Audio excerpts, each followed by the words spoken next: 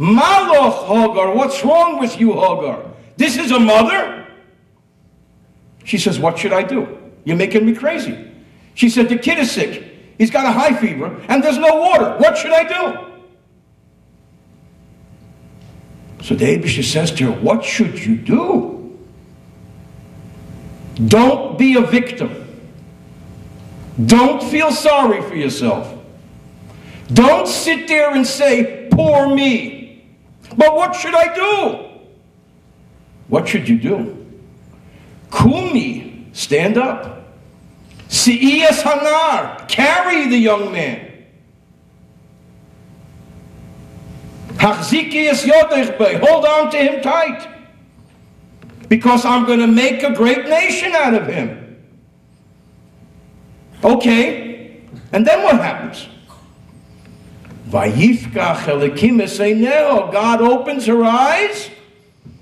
Vatera be'er mayim, and she sees a well of water. It doesn't say that God made a miracle and from Atzilus water came. No, the water was always there. She didn't see it. She now discovered the water.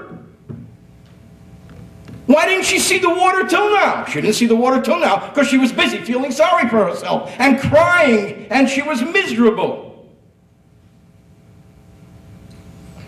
So that when we feel depleted, when we feel we have no answers, when we feel beat up, when we feel there is no water, the kid is starving, I'm having a nervous breakdown, I earned it, I deserve it, and no one has a right to take it away from me. The Eibishter comes and says, Maloch Hagar, what's wrong with you? Get up and be a mensch. Get up and work. You don't have to understand. Just work, believe, trust, hustle. And if you'll put the effort in, you'll open up your eyes, and if need be, you'll see water. And this is the Yosef story. This is Vayar Yaakov ki yesh shever b'Mitzrayim. The Rebbe asked the question, how did Yosef HaTzadik maintain his sanity? Yosef was 17 years old. He was sold into slavery by his brothers. He became a slave in Potiphar's house. His mistress hit on him, tried to seduce him, and then put him in prison for 10 years. And Yosef never stopped smiling. Whatever Yosef did succeeded. And whenever it succeeded, he said, don't thank me, Baruch Hashem.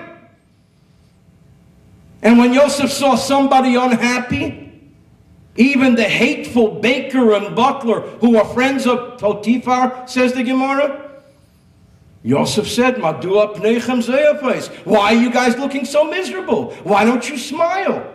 He's asking them why they look miserable. He should be miserable. He should be popping pails of Prozac. He never had a good day since he was 17, and yet he's smiling. Why is he smiling? Because he believes that the Eibishter sent him exactly where he sent him for reasons he doesn't have time to understand. But he can contribute to the Eibishter's world in a meaningful way.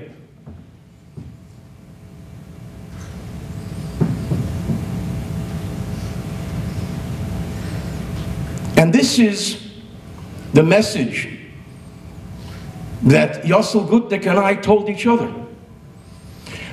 Each and every one of us, we have two choices. We could become a victim and sit and feel sorry for ourselves, or we can become proactive, be strong, dig very deep and find faith, and see the well of water which we didn't see yesterday.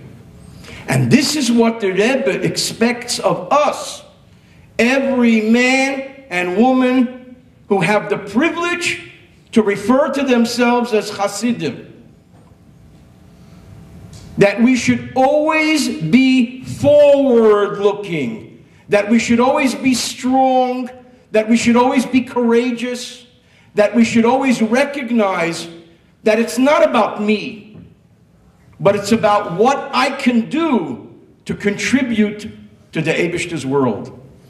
Chief Rabbi of Great Britain, Jonathan Sacks, said something very beautiful right after Gimel Tammuz when he spoke in 770. And those of you who know his story know that the Rebbe saw the potential for greatness within him and encouraged him to become a rabbi and ultimately the chief rabbi of Great Britain. He said, I visited many rabbis, I visited many leaders, I have visited many great people. And when you walk out of the presence of a great person, what do you say? Wow, is he a great person? But when I walked out of the presence of the Rebbe, what I said is, wow, can I be a great person? Because the Rebbe taught each and every one of us that we have infinite, endless potential, and there's nothing that we cannot accomplish if we're prepared to make the commitment and to make the plunge and to be there to react and respond to the shlichus that we have at this particular moment. It was right after the Levaya, and I was speaking to my brother, Rabbi Mendy Gordon, some of you probably studied in his yeshiva, Mashpia in London. And he told me a story. It's an amazing story. It's a beautiful story. And I'd like to share this story with you. He said that he has a daughter whose name is Chaya Mushka, very creative name. She's studying in Eretz Yisrael in seminary. And she was there in Kfar Chabad a little under a month ago at the Levaya. And many of you have seen the Levaya on the internet, followed it, heard it, read about it. I'm sure some of you heard some of the speeches, all of the speeches. But my brother told me that his daughter was standing and listening to speech after speech, very moved. And at the particular moment that this story unfolds, the president of Israel, Shimon Peres, is speaking. He's not known as the most gifted of speakers, but he is the president of Israel. It's a great honor that he was there, paying tribute. And there's this woman, this Israeli woman, who's standing next to my niece and begins to jab her with the elbow and says to her, young lady, in Hebrew, in Ivrit, you don't have to listen to him. He's got nothing to say about Rabbi and Rebbetzin Holzberg. You want to know about these people? Let me tell you about these people, says this Israeli Hebrew-speaking woman to my niece. And she says it was before Pesach.